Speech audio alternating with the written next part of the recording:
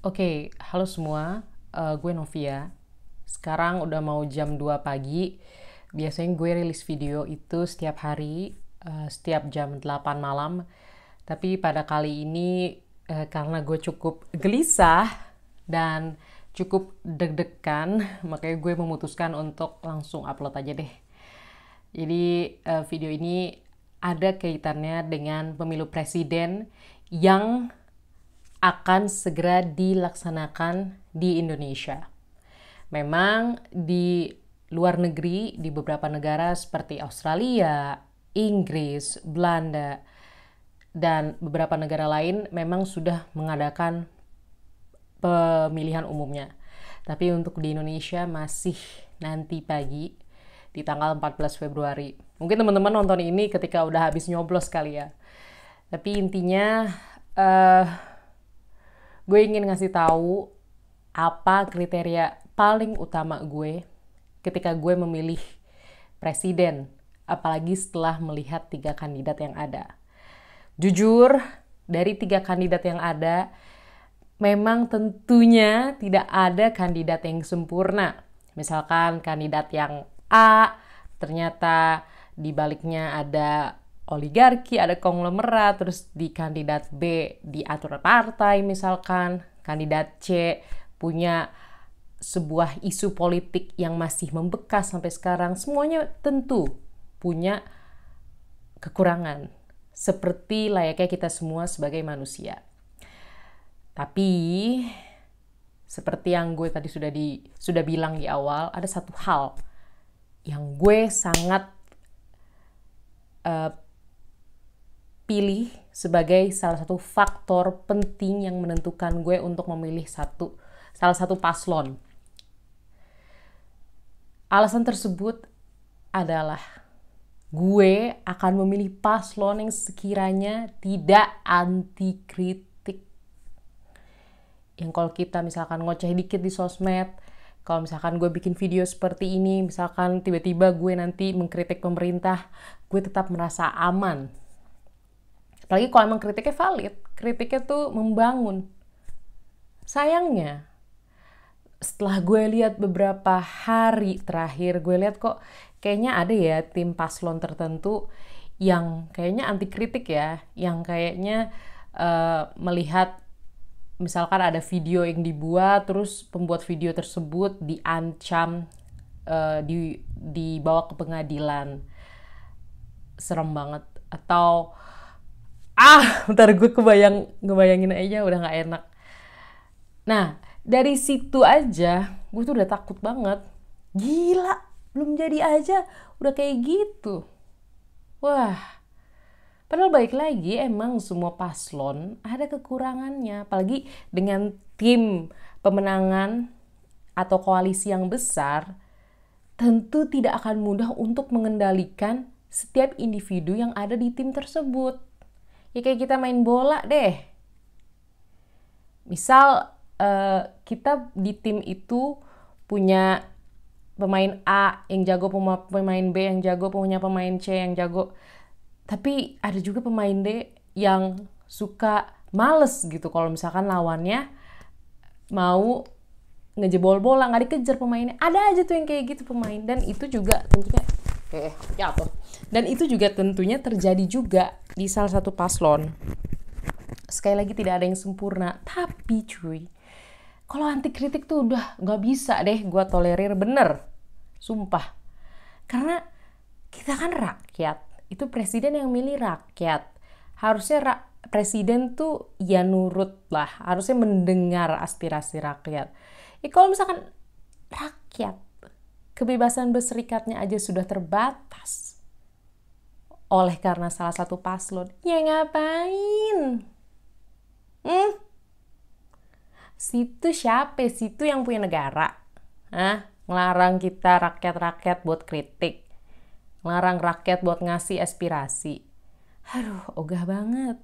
Ih, bener deh. Takut gue, gak mau. Gue jujur pas zaman jahiliyah dari Republik Indonesia, gue tuh masih kecil lah, balita malah. Tapi gue kalau denger lagi tuh cerita, apalagi gue habis nonton film Exile, gue kayak, aduh, naudzubillah, gue nggak mau kejadian lagi, takut, takut banget. Gue nggak bilang ya paslon yang mana btw, itu disclaimer. Tapi kalau misalkan dari ciri-cirinya yang gue sebut terus teman-teman bisa mengaitkan ke salah satu paslon, ya itu urusan teman-teman, bukan urusan saya. Tapi intinya itu, gue tidak mau memilih paslon yang tidak mau dikritik, yang tidak mau menerima pendapat rakyatnya. Yang apa-apa langsung dipenjara. Ih, oh my god. Yang apa-apa langsung, wah ini kena UU ITE. Wah, gila. Gila cuy, otoriter banget.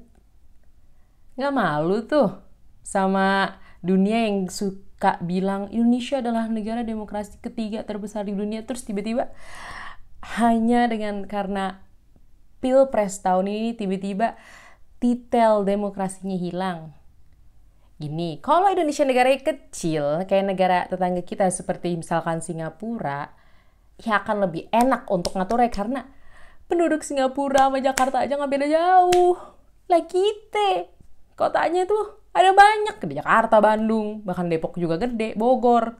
Terus belum lagi di Provinsi Sumatera, di Pulau Sumatera, di Pulau Papua. Terus Nusa Tenggara Timur, Nusa Tenggara Barat, ada kota-kotanya juga. Banyak banget. Nggak bisa kalau otoriter. Kita terlalu berbeda, terlalu banyak keberagaman untuk bisa dipimpin sebuah rezim otoriter yang tidak bisa menerima omongan atau masukan dari rakyatnya. Camkan itu. Oke? Terus ini adalah satu pengingat juga, kalau teman-teman misalkan nonton video ini sebelum nyoblos, jangan lupa untuk cek kertas pemilu dan pilpres. Jadi kan teman-teman tuh kalau nggak salah akan dikasih 5 ya. Kayak pilpres, terus DPD, DPR RI, DPRD provinsi, dan DPRD kabupaten atau kota. Terus sebelum teman-teman masuk ke bilik, buka dulu itu kertasnya. Oke? Buka dulu di depan saksi, nggak apa-apa, udah kayak nggak usah malu, itu hak teman-teman. Benar-benar dilindungi oleh undang-undang. Biar jaga-jaga cuy, takutnya tuh surat udah dicoblos duluan. Ada aja soalnya orang curang. Kita pokoknya kalau di zaman seperti ini, di zaman pilpres pemilu, harus berprasangka buruk. Tapi prasangka buruknya juga untuk tujuan positif ya, kita harus ngecek, oh ini kertas gue aman untuk gue coblos. Karena nggak sedikit tuh kayak ternyata kertasnya udah dicoblos duluan. Gila nggak? Terus kalau misalkan teman-teman udah di bilik, kan mejanya kecil ya, meja bilik. Nah, coblosnya satu-satu ya guys. Dan kalau bisa disingkirin dulu tuh, dipinggirin dulu kertas-kertas lainnya. Misalkan lagi nyoblos pilpres, ya udah kita singkirin, pindahin dulu, geser dulu kertas DPRD, kertas DPR sama DPD-nya. Karena nanti bisa nggak sengaja kan coblos juga kertas yang lain nih. Jadi harus hati-hati selalu dan jangan ngerekam pilihan teman-teman terus apalagi di-upload ke sosmed. Haru, ngapain kayak gitu? Ngapain sih? Udah rahasiain aja. Kalau misalkan teman-teman mau ngasih tahu ke dunia, kasih tahu aja, gue habis pilih paslon Z loh, gue habis pilih paslon X loh, gue habis pilih paslon Y loh. Silakan, tapi jangan ambil direkam. Segitunya pengen ngonten, santuy, udah ngomong aja, gue habis pilih ini, gitu. Semoga juara, gitu. Semoga juara, semoga menjadi pemenang, semoga terpilih, yeay. Oke, itu aja sebuah ocehan sebelum tidur dari gue. Terima kasih teman-teman yang udah nonton video ini. Gue tahu emang cukup telat ya, tapi semoga video ini juga gue harap sampai putaran kedua. Gue harap video ini bermanfaat. Amin, semoga gak boleh sebut itu.